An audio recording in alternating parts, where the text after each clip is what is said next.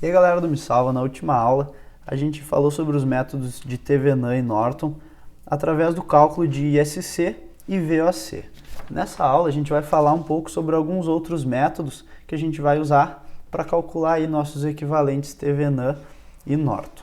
O primeiro deles é o método que vai usar simplificações do circuito. Ele não é um método em si, na verdade. Ele vai ser um jeito de tu simplificar teu circuito para ficar mais fácil o cálculo de ISC e VOC, ou até tu não precisar calcular ISC e VOC e tu conseguir simplificar teu circuito ao ponto de chegar lá em algum circuito com uma fonte e um resistor. Como é que a gente vai usar então essas simplificações? A mais importante delas vai ser a transformação de fontes. Se tu lembrar lá, a transformação de fontes é aquela lá, quando a gente tem uma fonte de tensão em série com resistor, a gente pode transformar em uma fonte de corrente em paralelo com o mesmo resistor e vice-versa. Além disso, tu vai poder ignorar elementos desnecessários, ou seja, aqueles resistores lá, ou aquelas fontes em paralelo com fontes de tensões, e aqueles elementos lá em série com as fontes de corrente. Além disso, tu pode fazer também sempre as associações de resistores lá em série e paralelo. Vamos dar uma ilustrada então e fazer um exemplinho literal aqui, olha só. Imagina que a gente tem esse circuito aqui. A gente tem uma fonte de tensão, 3 resistores R1, R2, R3 e uma fonte de corrente I1 aqui. O que acontece? A gente vai tentar então encontrar o equivalente Thevenin desse circuito aqui, sem precisar calcular ISC nem VOC. Vamos dar uma olhada nisso então, olha aqui. Primeiro tu tem que notar que esse resistor R1 aqui, ó, ele está em paralelo com essa nossa fonte de tensão. O que acontece? Se ele está em paralelo com a fonte de tensão, a gente sabe qual é a tensão nos terminais dele, a gente sabe qual é a corrente que passa nele, e a gente sabe que a tensão aqui nesse ponto não vai mudar em relação ao resto do circuito, então a gente pode ignorar esse nosso resistor R1 aqui. Esse é o primeiro passo. Então a gente já pode redesenhar esse nosso circuito aqui, ó. Olha só. Aqui a gente tem o circuito sem aquele R1 lá.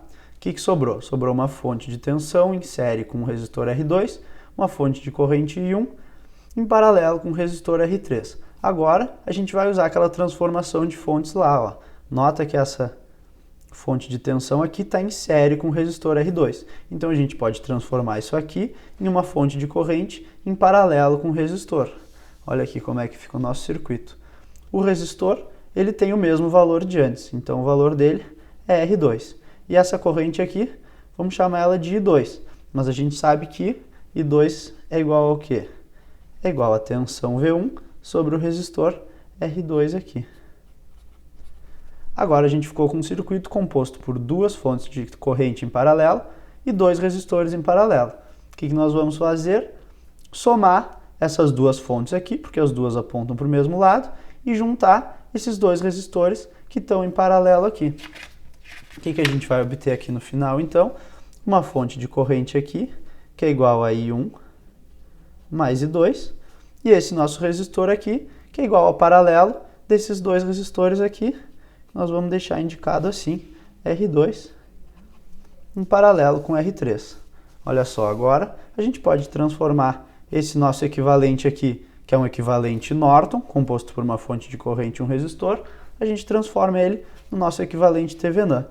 O equivalente Thevenin vai ter uma fonte de tensão, que vai valer o quê? Vai valer R, que é o paralelo desses, vezes I, que é a soma dessas correntes. Vamos deixar indicado aqui como VTH, mas tu já sabe como fazer essa transformação. E o resistor vai ser o mesmo resistor aqui, que é o R2, em paralelo com o R3. Desse jeito, tu viu que a gente não precisou calcular VOC nem ISC, a gente conseguiu ir direto para um equivalente Thevenin, para um equivalente Norton, sem precisar fazer muitos cálculos aí, só usando simplificações no nosso circuito. Nem sempre tu vai conseguir sair de um circuito complexo que nem esse e chegar num equivalente Thevenin ou Norton que nem esses dois aqui. Mas isso aí vai ser muito útil para tu não ter que precisar fazer tantas contas para calcular VOC e ISC. Tu pode pegar o teu circuito, simplifica ele o máximo possível, quando não der mais para simplificar, daí sim tu vai aplicar algum daqueles métodos lá, das correntes de malha, ou das tensões de nó, ou algum outro método, para calcular aí o VOC e o ISC. Além desse método aí das simplificações que a gente falou, ainda tem mais um, que vai ser uma forma de tu calcular a resistência Thevenin matando as nossas fontes lá. Como é que tu vai fazer isso? Tu vai botar as fontes de tensão em curto e as fontes de corrente em aberto, e daí tu vai associar esses resistores vistos a partir dos terminais A e B. Vamos dar uma relembrada rapidinho aqui como é que a gente mata essas fontes. Olha só, essa aqui é uma fonte de tensão. Para matar ela, tu vai botar ela em curto e a fonte vai acabar se transformando em um fio. Se tu tem aqui uma fonte de corrente, tu vai botar ela em aberto e a fonte vai acabar se transformando em um circuito aberto assim, com dois polos. Vamos voltar para aquele mesmo exemplo que a gente fez antes lá. Olha aqui. A gente tem lá aquele mesmo circuito, já com aquele resistor que estava em paralelo com a fonte, aqui já foi ignorado. Então a gente tem aqui o R2 e o R3. Eu chamei eles de 2 e 3 só para a gente comparar os resultados lá no final. Vamos aplicar esse método então, vamos matar essas nossas fontes. Primeiro, vamos matar a fonte de tensão, a gente vai transformar ela em um fio. E essa nossa fonte de corrente a gente vai abrir o circuito aqui e deixar em aberto. E como é que vai ficar nosso circuito depois que fazer essas alterações? Ele fica assim, ó, o R2 aqui e o R3. Agora tu vai calcular a resistência equivalente a partir desses teus dois terminais aqui, que são os terminais nos quais tu está te referindo para calcular os equivalentes. Se tu olhar então o teu circuito a partir daqui, tu vai ver o quê? Que o R3 está em paralelo com o R2. R3 em paralelo com R2, então vai dar esse circuito aqui bem simples e que tu tem R3 em paralelo com R2. Isso é igual à tua resistência Thevenin, que é também igual à resistência Norton.